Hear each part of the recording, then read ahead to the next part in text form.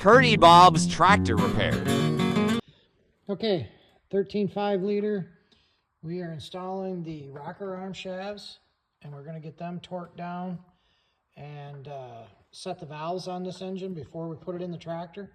Just wanted to go over a couple of things. These are just finger tight right now, these bolts. And again, these are all brand new. You cannot reuse these bolts. They're right here. They got to be renewed. They will stretch, and they will actually pull the threads out of the cylinder head. I have seen them do that.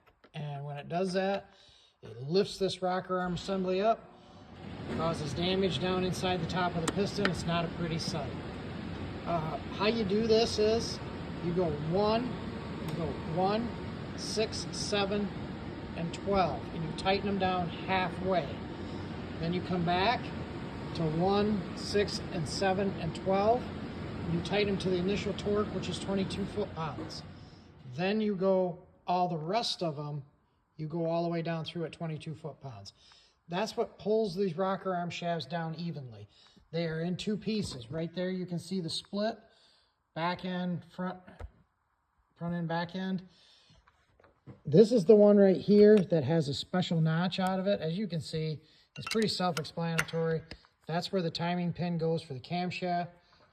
If you don't have that right, you're not going to be happy because you got to pull it back off and replace it with another one. So I'm going to go ahead now and get these all wrapped down, and then I'll show you the sequence and how we adjust the preload on the injectors, which is these ones right here. That's preload, and then the intakes and exhausts. Pretty self-explanatory, just like doing other types of engines. It's just an overhead cam.